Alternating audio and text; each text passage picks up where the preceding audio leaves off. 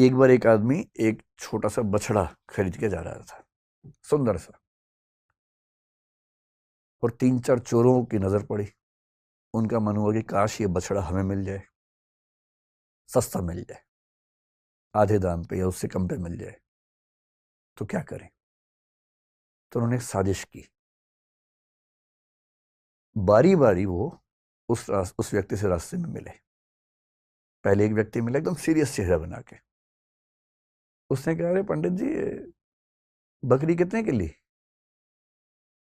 पंडित जी ने कहा, यार ये तो बछड़ा है, बकरी थोड़ा ना है।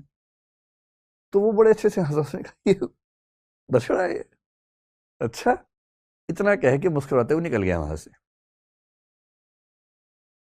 पंडित जी को लगा अजीब गधा आदमी है। फिर देखा है तो बछड़ा ही। उसका उतना ही काम था, किया और निकल गया। अब वो आगे चल रहे हैं, करीब 100-200 मीटर के बाद एक दूसरा आदमी अलग जगह से आया।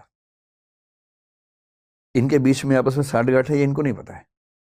दूसरा आदमी आया और आते बोला, वाह पंडित जी, कितनी मोटी बकरी है, एकदम बछड़ा लग रही है देखने में तो। अब इसको लगा कि ये तो मामला फंस गया। ध्यान से देखा, बोला नहीं यार, मैं तो बछड़ा ही लाया हूं। बोला वही तो मैं कह रहा हूं, देखने में लग रहा है एकदम, लेकिन है मोटी बकरी। ये कह के वो भी निकल गया। फिर 1 किलोमीटर बाद तीसरा मिला और उसने कहा, पंडित जी बस ऐसी ही बकरी चाहिए मुझे भी, कहाँ मिलेगी ऐसी बकरी? उसने कहा, फिर पंडित ने फिर थोड़ा धमकाते हुए कहा कि यार ये बछड़ा है भाई। लेकिन अब वो दबाव कम बना रहा था, वो खुद दबाव में था। तो वो भी ठहाका मार के ऐसा बोला, बछड़ा ऐसा होता है, अच्छा। ये करके चला गया। और फिर चौथा आदमी जो असली था उनका मास्टरमाइंड, चीफ कॉन्स्पिरेटर, फिर वो आया पैसे गिनते हुए। उसने कहा, अरे अरे अरे, ऐसा ही बकरा चाहिए, ऐसी बकरी चाहिए, कितने की मिलेगी, कितने की मिलेगी?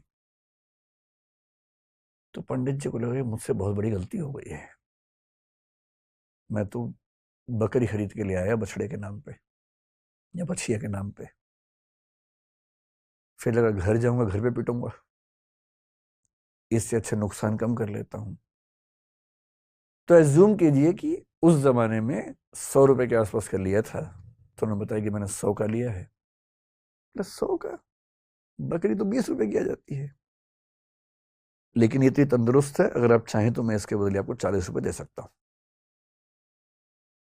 और पंडित जी को लगा कि यार चलो, 60 का नुकसान सही, कम से कम 80 का तो नहीं होगा। और 40 का उसको दिया और खुश होकर घर लौटे कि बच गया आज तो। अब ये जो पंचतंत्र की कहानी है, ये इसलिए है कि जब हम जीवन में निर्णय करते हैं तो हमारे पास बहुत सारे ऊट पटांग से इनपुट्स आते हैं। और यदि आप बहुत समझदार इंसान नहीं हैं, तो इस बात का पूरा खतरा है कि कोई ना कोई कभी ना कभी आपको बेवकूफ बना ही देगा। और हम जिस दौर में हैं, हम तो व्हाट्सएप यूनिवर्सिटी के दौर में हैं। सारा ज्ञान ही वहां से आता है। सोशल मीडिया, आप लोग मोबाइल फोन के मरीज हो चुके होंगे मेरे ख्याल से। मैं भी आधा मरीज हूँ, आप भी होंगे ही, आप तो नई जनरेशन के लोग हैं, ज्यादा मरीज होंगे। बिना वजह के मोबाइल फोन खोल लेते होंगे, फिर उस पर करते रहते होंगे ऐसे ऐसे। रील देख रहे हैं तो रील ही देख रहे हैं, शॉर्ट्स देख रहे हैं तो शॉर्ट्स ही देख रहे हैं, मन ही नहीं भर रहा है।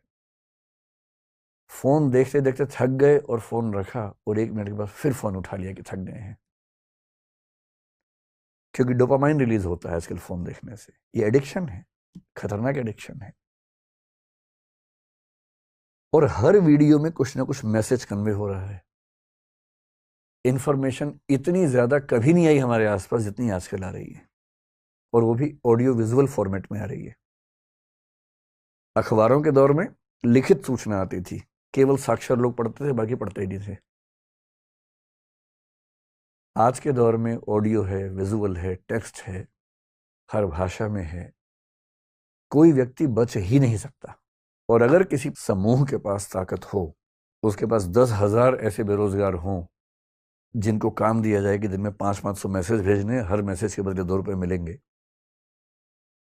तो कोई समूह पूरे समाज को अपने तरीके से सोचने के लिए मजबूर कर सकता है।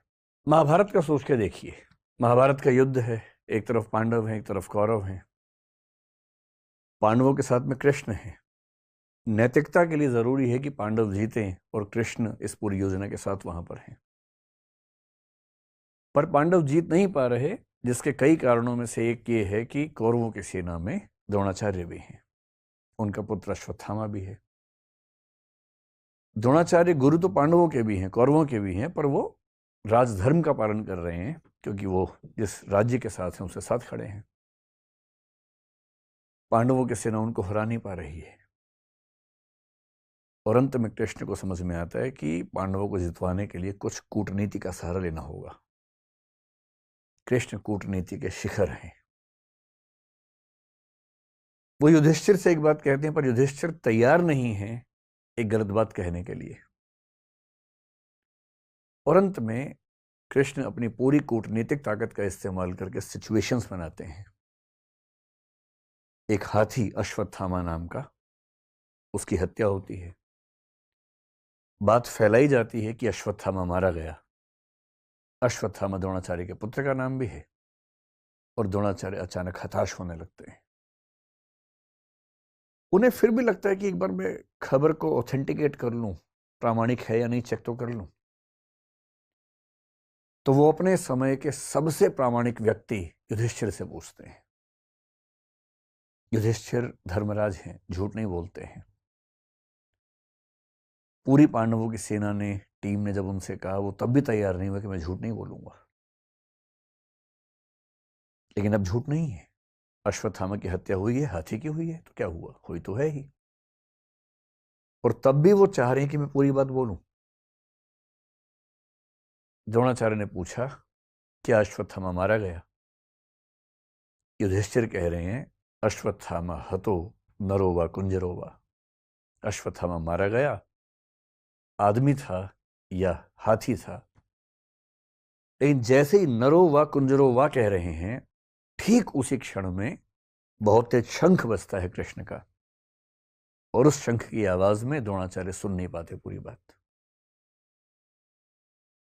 और क्योंकि वो सुनते हैं सिर्फ इतना कि अश्वत्थामा मारा गया, वो हताश हो जाते हैं, हथियार छोड़ देते हैं, युद्ध भूमि में जमीन पर टिक के बैठ जाते हैं, और इसी क्षण का फायदा उठा के धृष्टद्युम्न उनकी हत्या कर देता है।